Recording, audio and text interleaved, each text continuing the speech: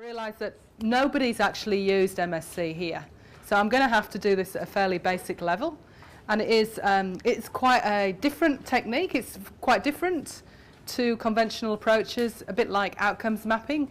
It's a non-conventional approach to monitoring and evaluation. So just a little bit of background to you about most significant change. First of all, it is qualitative, okay? So that means no numbers come out of it. It's a purely qualitative technique. That's the first thing to understand. Secondly, it's participatory. And that means, you know, there's a whole spectrum of what participation can be.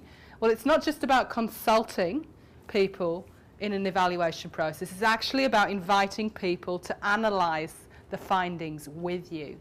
So the analysis is done in groups of people. So that's the key thing to understand about MSc. It has a participatory analysis process. And it's a little bit M and a little bit E. We actually call it impact monitoring. I think that's probably the best description you could give for MSc, because it is ongoing. You start at the beginning and you can do it. I've worked with one project who's been doing it for 16 years. You know, some people keep doing MSc all the way through. So it's not a one-off process, it's an ongoing process. But unlike most monitoring systems, it's not based on activity or outputs. It's actually based on outcomes. So it's an outcome monitoring tool, a bit like outcomes monitoring. But there are no indicators used. It's not an indicator-based approach. Instead, it's based on capturing what we call stories of significant change. Now, so what we mean by stories of significant change is, you could tell me a story about how you went along to this workshop and you had a great time. I had a lovely lunch and the chocolate mousse was great and I talked to lots of people and it was really fabulous and I'd love to come again. Is that a story of significant change? It's a story. In terms of weight gain. Yeah, weight gain.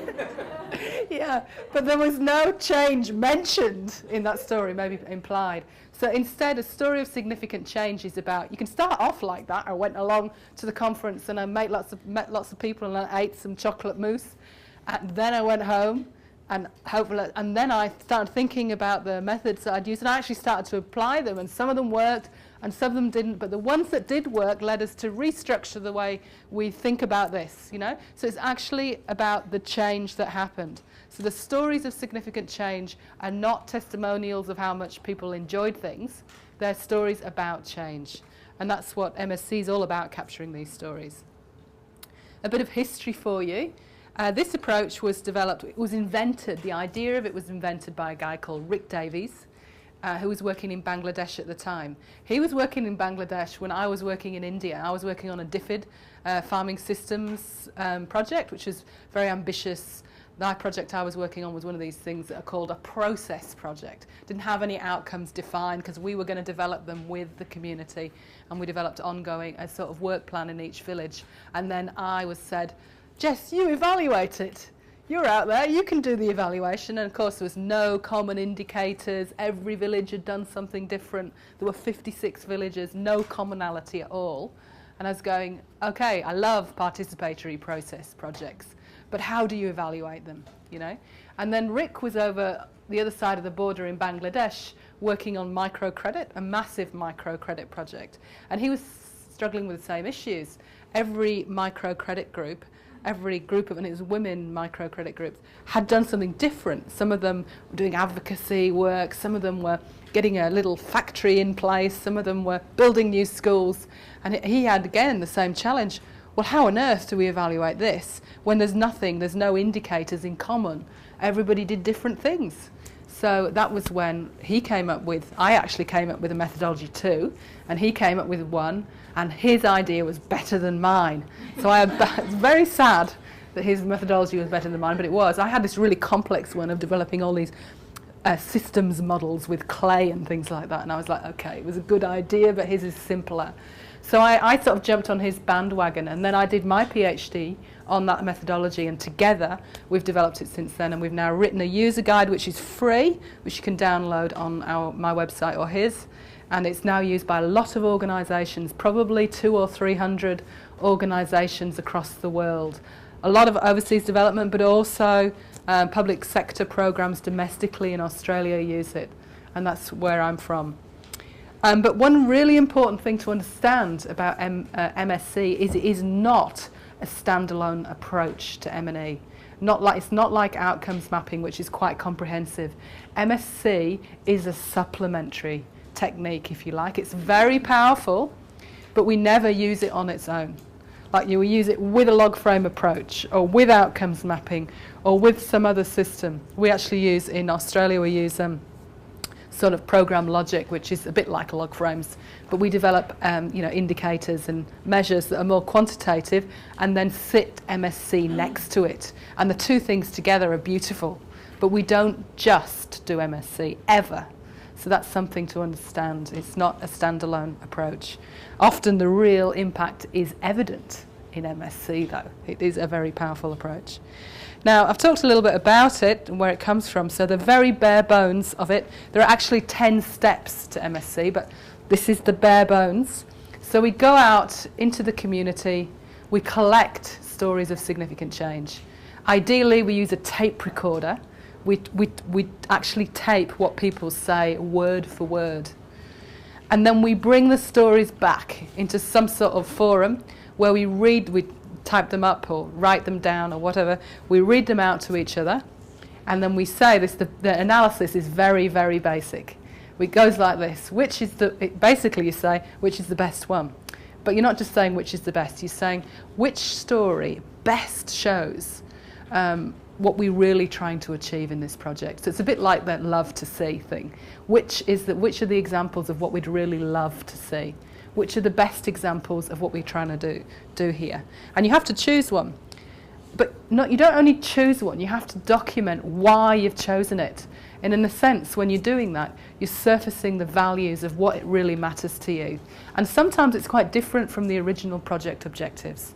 Sometimes it causes change in the project objectives because you realise you're doing something more valuable than you set out to do in the first place. So it involves dialogue and argument, actual argument. People go, no, that's not the best story. This is the best story because we're really trying to do that, and that shows this. And people really begin to talk about what is it we're trying to do.